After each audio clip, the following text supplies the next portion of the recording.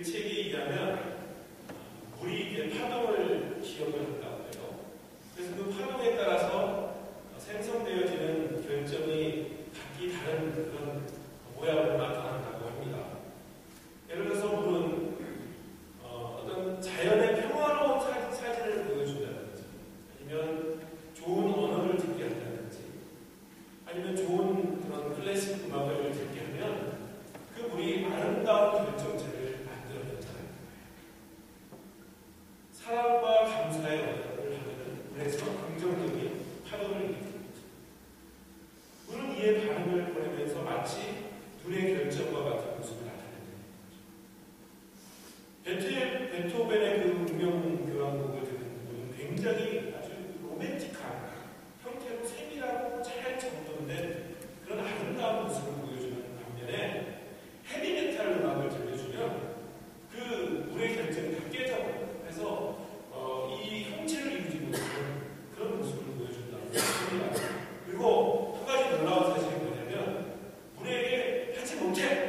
라고 했을 때와 악마라는 말을 들려주었을 때 거의 흡사한 그런 모습을 보여준다는 그런 이제 내용이 담겨진 책이 있습니다. 인간의 몸을 구성하고 있는 물질 중 가장 많이 차지하고 있는 것이 물이죠.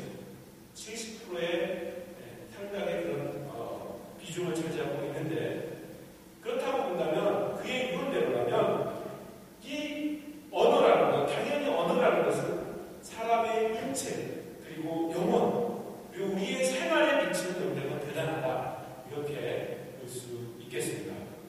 오늘은요, 제가 우리 입을 통해서 나오는 이 말에 대해서 함께 생각을 해보려고 합니다.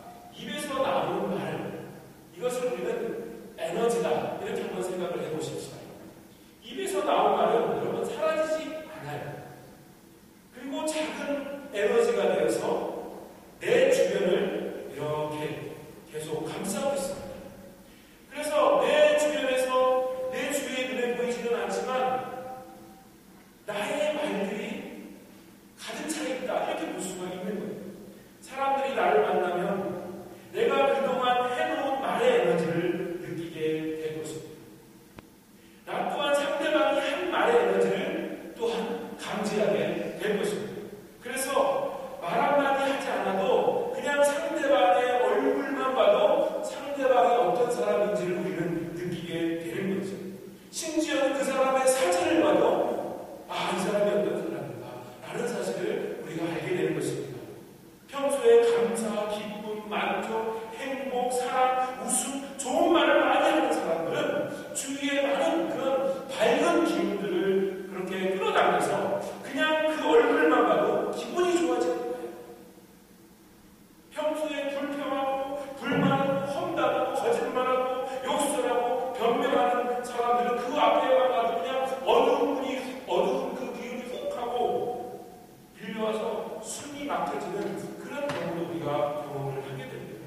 신앙적으로 봤을 때 평소에 예수님을 찬양하고 기도하고 하나님께 영광 돌리고 순종하고 말씀에 따라 살고 주님을 높이며 주님과 대화하는 그런 사람 옆에 가면 우리가 무엇을 느끼게 됩니까?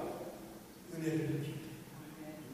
그런 은혜가 충만한, 은혜를 느낄 수 있는 그런 우리 웨슬리 교회 교인들이 꼭 되시길 주님의 이름으로 축원을 드립니다. 네. 그런 사람을 만나면 마치 하나님을 만난 것과 같은 그런 기분이 듭니다.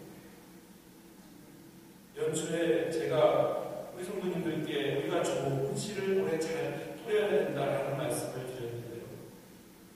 역시 말의 씨가 사람의 마음에 떨어지면 얼마나 큰 영향력을 줄 수 있는지를 성경은 잘 이야기해주고 있습니다. 특별히 오늘 성경 말씀에 보면 그 말의 위력에 대해서 여러 가지 말씀을 주고 있는데 몇 가지 함께 나누려고 합니다. 첫 번째는 혀라는 것은 우리 인생의 방향을 결정해 준다라고 오늘 본문은 이야기하고 있습니다. 오늘 4절 말씀을 보면 큰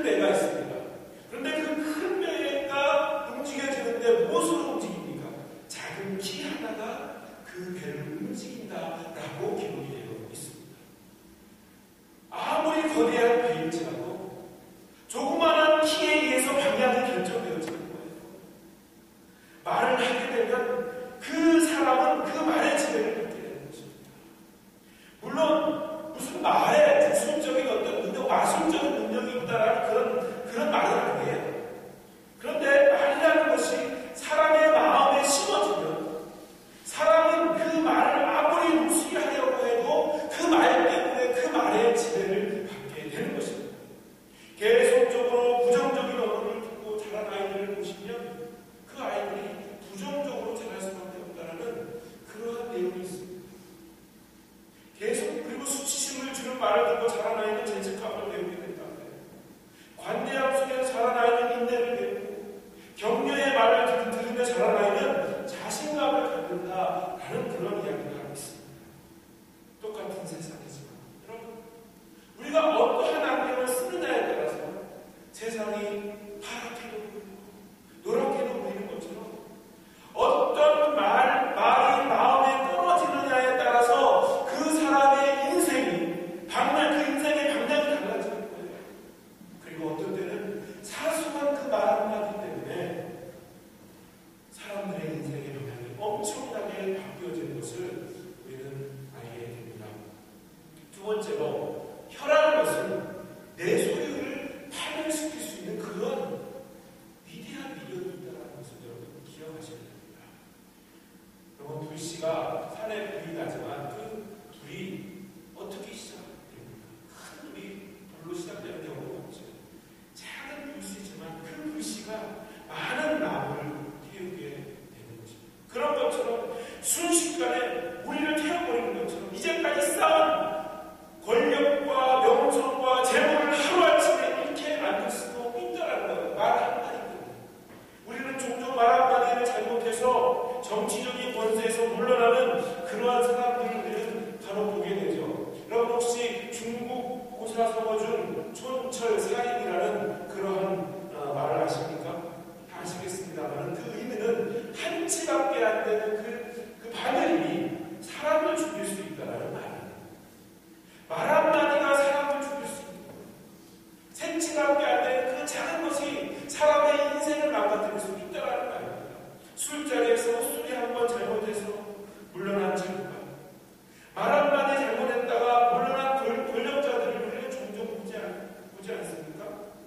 말 한마디 잘하면 우리 속담에 천냥빚도 갚는다라는 그런 말이 있지만 말 한마디 잘못해서 가정이 깨어지고 엄청난 경제적인 손실을 입고 자기가 가고 있던 고귀한 직분까지 잃어버리는 그런 경우가 많다는 것입니다. 우리가 무심코 던진 말 한마디가 그 사람의 인격과 생애에 다시는 회복시킬 수 없는 그런 상처를 줄 수 있다는 사실입니다. 여러분, 기억하십니까? 아주 끔찍한 살인 사건이었죠. 우리가 흔히 살인 기계 역할을 했다라는 지존파 김기환 씨 기억하시죠? 벌써 세월이 많이 흘렀습니다만 그가요, 법정 최후 진술에서 털어놓은 것은 17년 전, 그러니까 초등학교 4학년 때 일이었다고 합니다. 그를 그렇게 만든 것은 바로 그때였어요.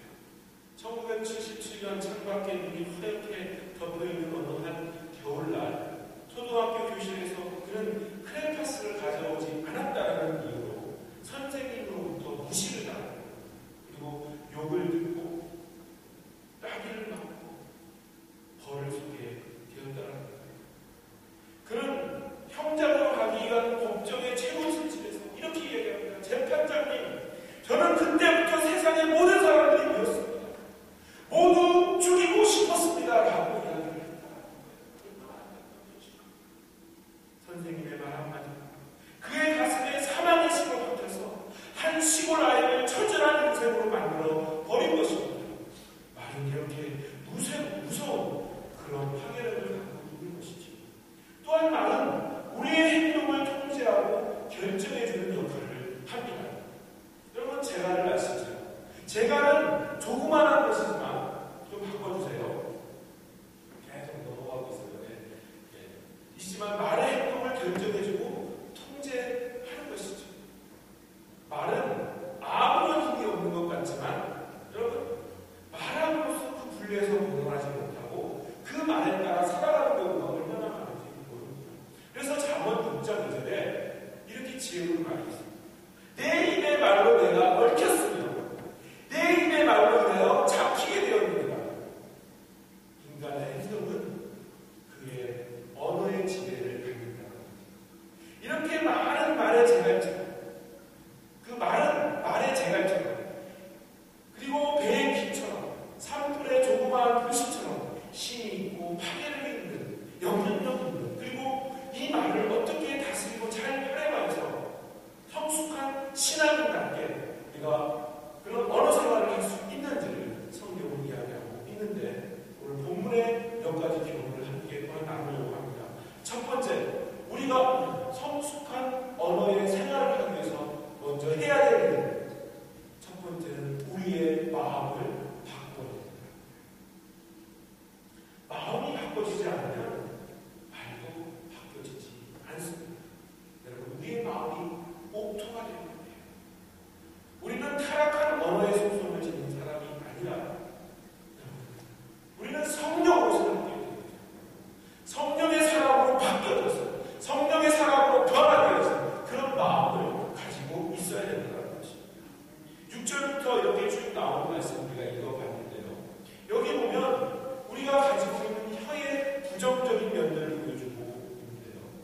지금 무슨 말이냐면 성경은 말의 근본적인 속성은 죽이는 것이고 파멸시키는 것이고 분열시키는 것이고 힘을 잃게 하는 것이다라는 것을 여실히 보여주고 있습니다. 어떤 연구한 사람이 한 사람이 하루에 사용되어지는 그러한 단어의 수를 조사를 해보았대요. 근데 여러분 우리가 몇 마디나 몇 가지 단어를 우리가 하루에 사용할 수 있을 거라고 생각을 하십니까? 많지 않을 거라고 생각할 수 있는데요. 남자는요, 여러분 12,000개의 단어를 사용하는데 그런데 여자들은 그 배인 25,000개의 단어를 사용합니다. 여자분들이 좀 많이 좀 더 많은 것 같아요. 일생 동안 그리고 말을 하는 그 시간들을 모두 합쳐보면 13년이라는 그런 세월이 나옵니다. 그런데 여러분 생각해 보십시오. 그 말 중에 우리가 한 그 말이 얼마나 선한 말, 살리는 말, 용기는 주는 그런 말을 하고 있을까? 그런데 안타깝게도 우리가 자연적으로 그냥 놓아둔다면 아무 의식 없이 그렇게 말을 하며 그렇게 살아간다면 대부분은 안타깝게도 부정하는 말, 악한 말, 저주하는 말, 죽이는 말, 상처 주는 말, 음란하는 말, 호색하는 말, 비판하는 말, 이런 말들이 우리를 감싸게 될 것입니다. 왜냐하면 사람은 본질적으로 악합니다. 사람은 본질적으로 그런 생각을 보십시오. 예를 들어서 남을 칭찬하기보다는 헐뜯기를 좋아하는 것이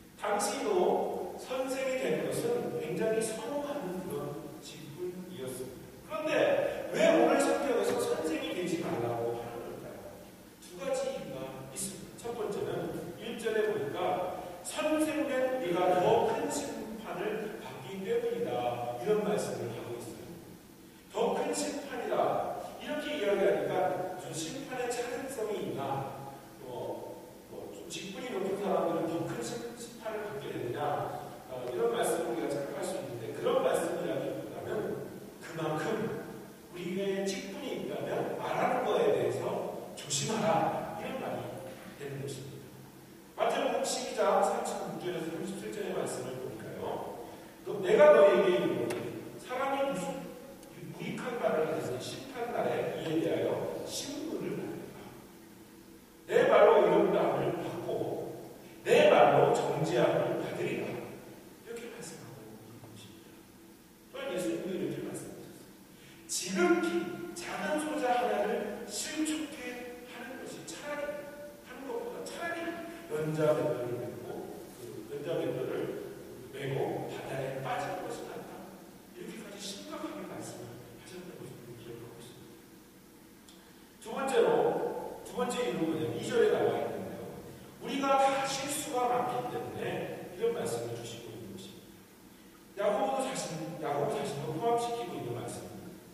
말을 많이 하면 아무래도 말을 많이 할수록 더 많은 실수를 우리가 할 수밖에 없습니다.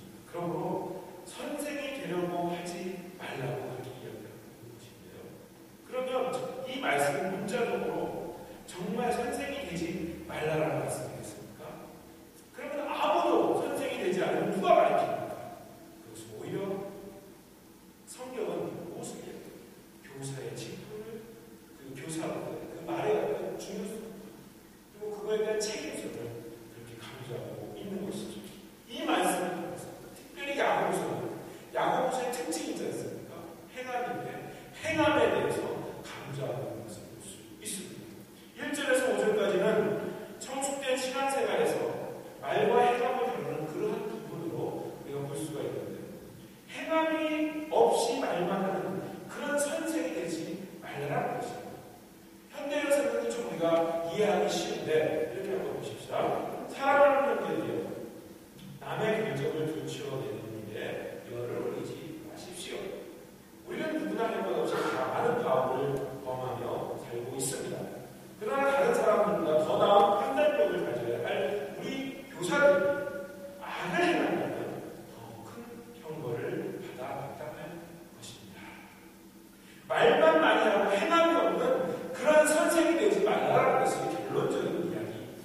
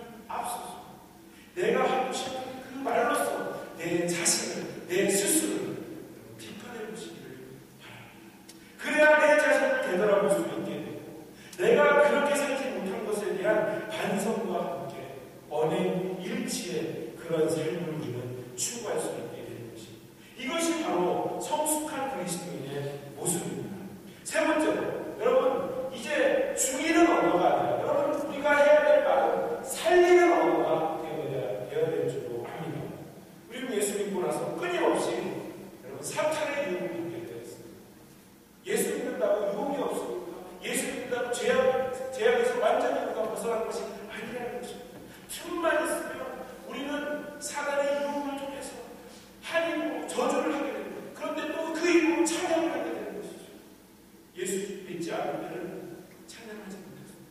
예수님 찬양하는 방법을 몰랐습니다. 그런데 예수 믿고 나서 이제는 찬양만 해야 되는데, 사람은 살리는 그런 언어만을 해야 되는데 그렇지 못할 때가 있더라고요. 말을 크게 나누는 두 가지 모습, 죽이는 모습으로 혹은 살리는 모습으로 나타납니다.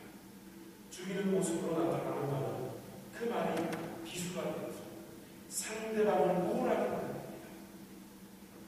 용기를 꺾어버립니다. 삶의 소망을 없애버립니다. 신앙생활을 우울하게 만듭니다. 우리의 열심을 떨어뜨립니다. 소극적이게 만듭니다. 비판하게 만듭니다. 감정을 상하게 하고 오해를 불러일으키게 하고 책임도 지지 않는 그런 말들을 뱉어냅니다.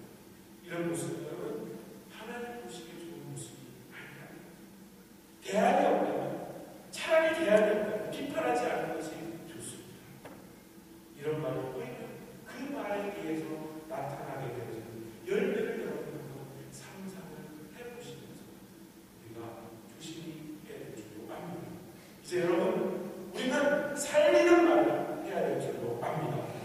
감사의 말, 세워주는 말, 위로의 말, 할 수 있다는 그런 긍정적인 말을 우리는 전파해야 돼요. 믿음이 담긴 말을 해야 돼요. 꿈이 담긴 말을 해야 돼요. 섬김이 있는 말을 해야 돼요. 축복이 있는 말, 용기를 주는 말을 해야 돼요. 여러분, 우리의 말 가운데 향기가 있어요. 향기가 있다. 이 말이 무슨 말일까요? 그것은 바로 듣는 이를 즐겁게 하는 것입니다. 매력이 있는 말, 정말 우리가 만난 말, 그런 말을 우리가 해야 될 줄 믿습니다. 이런 말을 했을 때 이 말의 열매는 그동안 어떻게 되어질까요? 상상해 보시기 바랍니다. 여러분, 말은요 창조성이 있어요. 그냥 내뱉어진다고 끝나는 것이 아니라 무언가를 만들어내어지는데, 왜곡된 말이 던져지면 그 가운데 왜곡된 형상이 나타나는 것입니다. 온유한 말이 던져지면 온유한 형상이 나타납니다. 붉은 머리를 하는 폴란드 소년이 있었답니다. 그는 유명한 피아니스트가 되는 것이 간절한 소원이었습니다. 이 소년이 음악 학교에 입학했는데 교수로부터 매우 비관적인 말을 듣고요. 무슨 말이냐면, 내 손가락은 너무 짧고 유연성이 부족하다.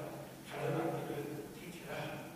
소년은 이제 다른 악기에 몰입을 하기 시작합니다. 그러나 기쁘지 않는 악기를 하면서, 피아노 할 때는 기뻤는데 다른 악기 하면서는 기쁘지 않습니다. 어느 날 이 소년이 만찬회에서 피아노를 칩니다. 그런데 식사가 끝날 무렵 한 심사가 그 소년의 등을 그리며 이렇게 말합니다. 야, 너는 피아노에 탁월한 소리를 갖고 있구나. 열심히 노력해라. 소년은 중년 심사에 경무에 크게 경고가 됩니다. 여러분, 이 모신사 이름은 안톤 루빈스타인이라는 사람이고요. 소년은 그날부터 하루에 7시간씩 피아노 연습을 해서 나중에 세계를 깜짝 놀라게 한 그런 피아니스트가 되는데, 바로 이 소년이 피아노 천재로 불리는 잔 파데레우스키라는 그런 피아니스트였습니다. 여러분, 성경에도 보면 실패한 베드로를 찾다가 예수님이 말씀하시죠. 무슨 말씀을 하십니까? 내 양, 너희야. 내 양, 지라. 경험을 보시고 용기를 주시고. 그 말을 베드로는 일생이 바꾼 거예요. 그 말씀을. 여러분, 바울은 예수님을 만났습니다. 내가 핍박하는 예수지만 내가 너를 사랑한다는 그 말씀 때문에 그의 인생이 바뀌어진 것입니다. 예수님의 제자들의 생애를 보십시오. 그들이 사랑을 낳는 어부가 되리라는 그 예수님의 말씀 때문에 전 세계 많은 영혼들을 구원하는 그런 밑거름이 되었다는 사실이에요. 잠언 18장 21절 말씀에 죽고 사는 것이 혀의 권세에 달렸더니 혀를 쓰기 좋아하는 자는 그 열매를 먹으리라. 또한 에베소서 4장 22절 말씀에 29절 말씀에 물은 더러운 말을 너희 입 밖에 내지 말고 오직 덕을 세우는데 소용되는 대로 선한 말을 하여 듣는 자에게 은혜를 끼치게 하라. 그리고 베드로전서 3장 10절에서 11절 말씀입니다. 생명을 사랑하고 좋은 말들을 원하는 자는 혀를 금하며 악한 말을 끊지며 그 입술에